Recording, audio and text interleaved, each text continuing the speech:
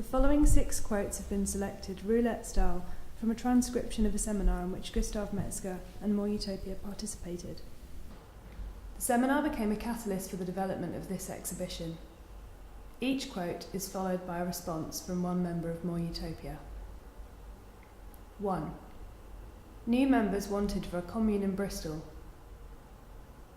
My grandfather believed that he was related to the Welsh poet Waldo Williams.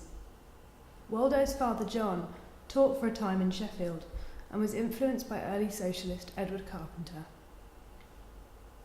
In 1891, Carpenter concentrated on writing socialist verse in a wooden outhouse and growing his vegetables, providing an open house for friends and lovers, radicals and admirers, envisaging a cooperative society based on a simple life. As well as living closer to nature, Carpenter believed the development of one's inner nature could be a cure for civilization. In 1895, civilization considered homosexuality to be an abomination of nature. In living closer to nature, Carpenter was able to live peacefully with his partner, George Merrill, a working-class man from Sheffield. Carpenter believed that same-sex love could subvert class boundaries and one day spark a radical shift in the conditions of man. Although, for the whole shared life, Merrill had to be legally registered at Millthorpe as his servant. One man's nature is another man's abomination. 2. Find something other than this. Find something other than this. It is the core impulse of utopian critique. It is probably still the main driving force for artists today. However, today we're haunted by the addition of the following 2 questions. The quest is not simply for this something, but it is immediately followed by the question of, but what is this other? And therefore, what is this? What is this is a rhetorical question, because the question is asked to make you feel ignorant. Or it might bring people together. Person A, but what is this? Person B, yeah, what is this? I mean, for real. 3. Let's take refuge in a small cafe gallery. We can fill this disused space and ride out this downturn. We can make temporary benches and tables from old planks nailed together. We can be more in tune with the materials that surround us. Let's strip back to these original features.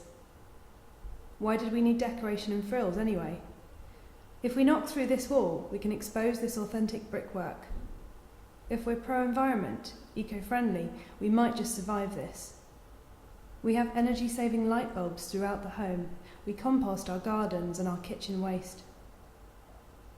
We can do this once out of necessity, and then keep doing it because it looks great. We can colour match that blue that we mixed out of all the leftover paint, and buy more at home base.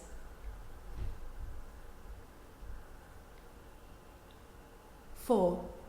Our capital is largely invested in art and nature in art. At one point, Metzger joked that he sounded like a salesman. He isn't though, he's an artist. It's the art that talks like a salesman. Landscape painting is popular because people want to live with artist representations of nature. And I want it too. Everywhere I look around myself, the world is decorated with imagery made in the forms of art and design, all coated liberally with the camouflage of nature. I see things selling themselves in the native language of nature, advertising their living, juicy, fresh, green cleanness.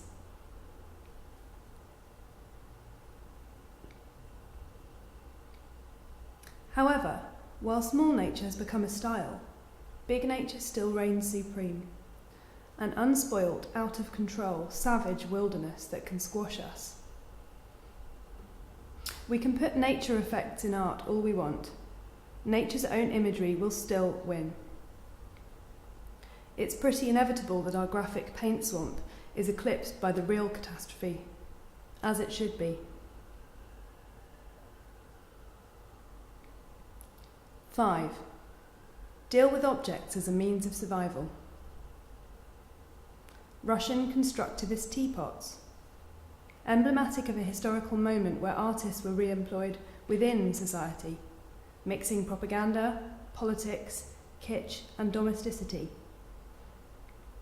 A teapot floats in between the utility, the mundane, the need to eat and drink, and the philosophical utopian attempt at rejoining the subject and object, the producer and the fruits of that production, the art and the craft.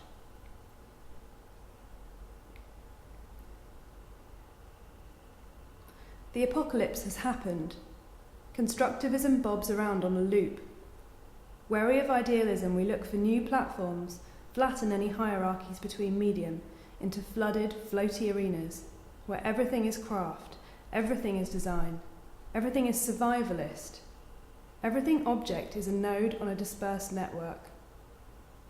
Every subject-object bundle is further implicated, merged and entangled. 6. You must be ideal. You must have ideals. You must strive to do better.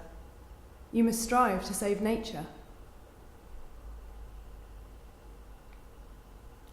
Scientists believe that the prime causes of the domestic fall in moth abundance is the destruction of hedges and the loss of sunlight and plants in neglected or abandoned woodlands. From an article in The Guardian that Gustav Metzger showed more Utopia on the 5th of March 2013. Declining moth populations live in hedgerows, field margins and road verges. These are the crisscross patchworks that make up the symbol of landscape in Britain. It is the pastoral idyll in my mind when I think of nature. The green hues of British landscape painting from the 1800s, with their harmony of fields, shrubs and trees, evokes warm nostalgia for nature lost. But we know that this image is a myth.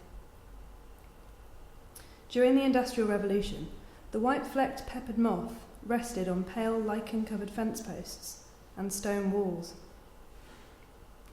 As the soot blackened the white fungus, only the black-bodied survived predators.